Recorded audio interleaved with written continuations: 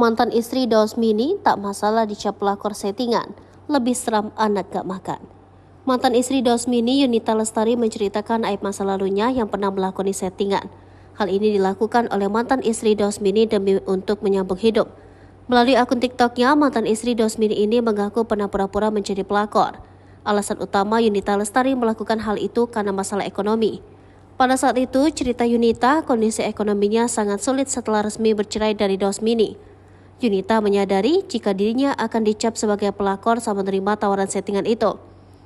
Akan tetapi hal tersebut tidak dipedulikan oleh Yunita.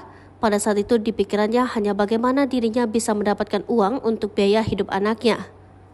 Yunita pun membeberkan bahwa bayaran yang didapatkannya itu sampai puluhan juta per kasus.